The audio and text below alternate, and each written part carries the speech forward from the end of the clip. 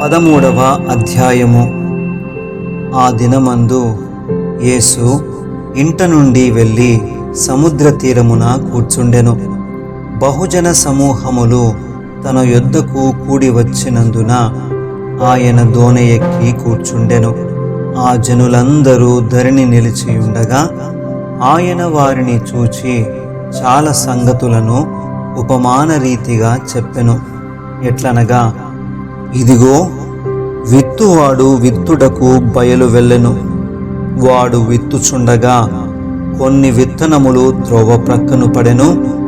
పక్షులు వచ్చి వాటిని మృంగివేశను.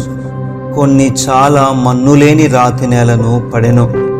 అక్కడ మన్ను లోతుగా ఉండనందున అవి వెంటనే మొలిచెను గాని సూర్యుడు ఉదయించినప్పుడు అవి మాడి వేరులేనందున ఎండిపోయెను.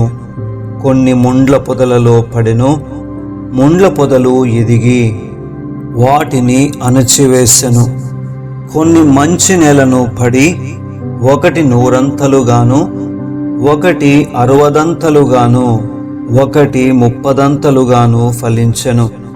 చెవులు గలవాడు వినుగాక అని చెప్పెను. తరువాత శిష్యులు వచ్చి, నీవు ఉపమాన రీతిగా ఎందుకు వారితో మాటలాడుచున్నావని ఆయనను అడుగగా, ఆయన వారితో ఇట్లనెను, పరలోక రాజ్య మర్మములు ఎరుగుట మీకు అనుగ్రహింపబడి ఉన్నది గాని వారికి అనుగ్రహింపబడలేదు. కలిగిన వానికే ఇయ్యబడును, వానికి సమృద్ధి కలుగును. లేని వానికి కలిగినదియు వాని యొద్ద నుండి తీసివేయబడును. మరియు వారు చూచుచుండియు చూడరు, వినుచుండియు వినకయు, గ్రహింపకయు నున్నారు. ఇందు నిమిత్తము నేను ఉపమాన రీతిగా వారికి బోధించుచున్నాను. ఈ ప్రజలు కన్నులారా చూచి, చెవులారా విని, హృదయముతో గ్రహించి, మనస్సు త్రిప్పుకొని నా వలన స్వస్థత పొందకుండునట్లు వారి హృదయము క్రొవ్వినది. వారి చెవులు వినుటకు మందములైనవి, వారు తమ కన్నులు మూసుకొనియున్నారు గనుక మీరు వినుట మట్టుకు విందురు గాని గ్రహింపనే గ్రహింపరు. చూచుట మట్టుకు చూతురు గాని ఎంత మాత్రమును తెలుసుకొనరు అని యెషయా చెప్పిన ప్రవచనము వీరి విషయమై నెరవేరుచున్నది. అయితే మీ కన్నులు చూచుచున్నవి గనుక అవి ధన్యములైనవి, మీ చెవులు వినుచున్నవి గనుక అవి ధన్యములైనవి. అనేక ప్రవక్తలను నీతిమంతులను మీరు చూచు వాటిని చూడగోరియు చూడకపోయిరి, మీరు వినువాటిని వినగోరియు వినకపోయిరని మీతో నిశ్చయముగా చెప్పుచున్నాను. విత్తువాని గూర్చిన ఉపమాన భావము వినుడి. ఎవడైనను రాజ్యమును గూర్చిన వాక్యము వినియు గ్రహింపకయుండగా దుష్టుడు వచ్చి వాని హృదయములో విత్తబడిన దానిని ఎత్తుకొని పోవును. త్రోవ ప్రక్కను విత్తబడిన వాడు వీడే. రాతి నేలను విత్తబడిన వాడు వాక్యము విని వెంటనే సంతోషముతో దాని అంగీకరించువాడు. అయితే అతనిలో వేరులేనందున అతడు కొంతకాలము నిలుచును గాని వాక్యము నిమిత్తము శ్రమయైనను హింసయైనను కలుగగానే అభ్యంతరపడును. ముండ్ల పొదలలో విత్తబడిన వాడు వాక్యము వినువాడే గాని ఐహిక విచారమును ధనమోహమును ఆ వాక్యమును అణచివేయును గనుక వాడు నిష్ఫలుడవును. మంచి నేలను విత్తబడిన వాడు వాక్యము విని గ్రహించువాడు. అట్టివారు సఫలులై ఒకడు 100 ఒకడు 60 ఒకడు 30 ఫలించుననెను. ఆయన మరి ఒక ఉపమానము వారితో చెప్పెను. ఏమనగా, పరలోక రాజ్యము తన పొలములో మంచి విత్తనము విత్తిన ఒక మనుష్యుని పోలియున్నది. మనుష్యులు నిద్రించుచుండగా అతని శత్రువు వచ్చి గోధుమల మధ్యను గురుగులు విత్తిపోయెను. మొలకలు పెరిగి గింజ పట్టినప్పుడు గురుగులు కూడా ఆగపడెను. అప్పుడు ఇంటి యజమానుని దాసులు అతని యొద్దకు వచ్చి, అయ్యా, నీవు నీ పొలములో మంచి విత్తనము విత్తితివి గదా, అందులో గురుగులెక్కడ నుండి వచ్చినవని అడిగిరి. ఇది శత్రువు చేసిన పని అని అతడు వారితో చెప్పగా, ఆ దాసులు, మేము వెళ్ళి వాటిని పెరికి కూర్చుట నీకిష్టమా అని అతనిని అడిగిరి. అందుకతడు, వద్దు, గురుగులను పెరుకుచుండగా వాటితో కూడా ఒకవేళ గోధుమలను పెళ్లగింతురు. కోతకాలము వరకు రెంటిని కలిసి ఎదుగనీయుడి. కోతకాలమందు గురుగులను ముందుగా కూర్చి వాటిని కాల్చివేయుటకు కట్టలు కట్టి గోధుమలను నా కొట్టులో చేర్చి పెట్టుడని కోతగాండ్రతో చెప్పుదుననెను. ఆయన మరి ఒక ఉపమానము వారితో చెప్పెను. పరలోక రాజ్యము ఒకడు తీసుకొని తన పొలములో విత్తిన ఆవగింజను పోలియున్నది.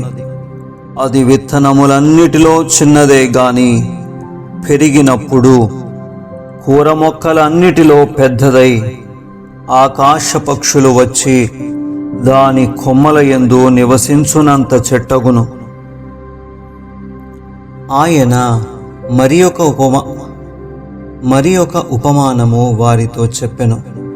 పరలోక రాజ్యము ఒక స్త్రీ తీసుకొని పిండి అంతయు పులిసి పొంగు వరకు 3 కుంచముల పిండిలో దాచిపెట్టిన పుల్లని పిండిని పోలియున్నది. నేను నా నోరు తెరచి ఉపమాన రీతిగా బోధించెదను. లోకము పుట్టినది మొదలుకొని మరుగు చేయబడిన సంగతులను తెలియజెప్పెదను అని ప్రవక్త చెప్పిన మాట నెరవేరునట్లు సంగతులనన్నిటినీ జనసమూహములకు ఉపమాన రీతిగా బోధించెను. ఉపమానము లేక వారికేమీ బోధింపలేదు. అప్పుడాయన జనసమూహములను పంపివేసి ఇంటిలోనికి వెళ్ళగా ఆయన శిష్యులాయన యొద్దకు వచ్చి పొలములోని గురుగులను గూర్చిన ఉపమాన భావము మాకు తెలియజెప్పుమనిరి. అందుకాయన ఇట్లనెను, మంచి విత్తనము విత్తువాడు మనుష్య కుమారుడు. పొలము లోకము, మంచి విత్తనములు రాజ్య సంబంధులు, గురుగులు దుష్టుని సంబంధులు. వాటిని విత్తిన శత్రువు అపవాది. కోత యుగ సమాప్తి. కోత కోయువారు దేవదూతలు. గురుగులు ఎలాగు కూర్చబడి అగ్నిలో కాల్చివేయబడునో అలాగే యుగ సమాప్తి యందు జరుగును. మనుష్య కుమారుడు తన దూతలను పంపును. వారాయన రాజ్యములో నుండి ఆటంకములగు సకలమైన వాటిని దుర్నీతి పరులను సమకూర్చి అగ్నిగుండములో పడవేయుదురు. అక్కడ ఏడ్పును పండ్లు కొరుకుటయును ఉండును.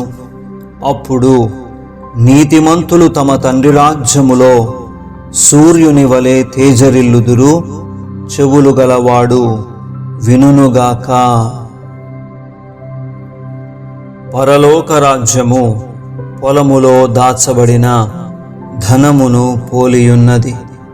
ఒక మనుష్యుడు దాని కనుగొని దాచిపెట్టి అది దొరికిన సంతోషముతో వెళ్ళి తనకు కలిగినదంతయు అమ్మి ఆ పొలమును కొనును. మరియు పరలోక రాజ్యము మంచి ముత్యములను కొనవెదుకుచున్న వర్తకుని పోలియున్నది.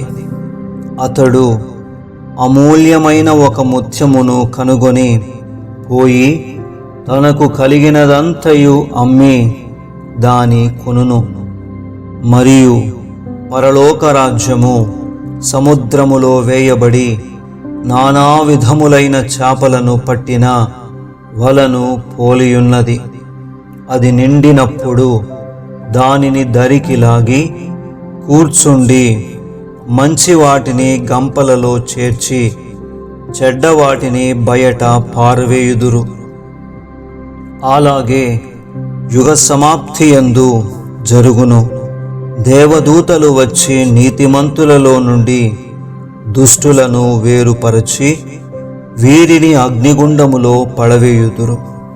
అక్కడ ఏడ్పును పండ్లు కొరుకుటయును ఉండును. వీటినన్నిటినీ మీరు గ్రహించితిరా అని వారిని అడుగగా వారు గ్రహించితిమనిది.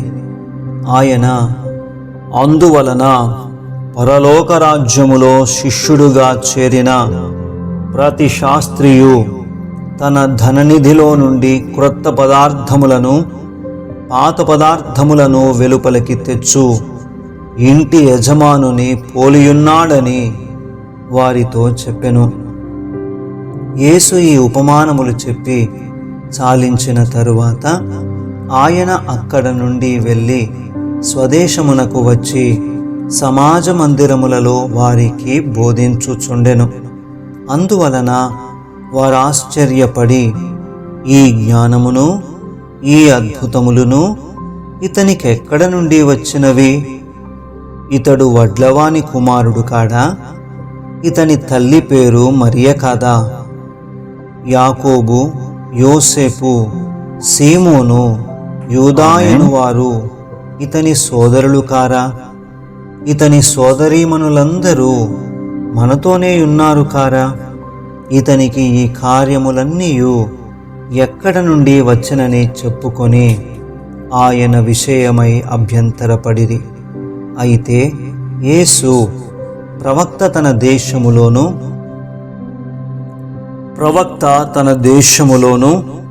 తన ఇంటను తప్ప మరి ఎక్కడనైనను ఘనహీనుడు కాడని వారితో చెప్పెను.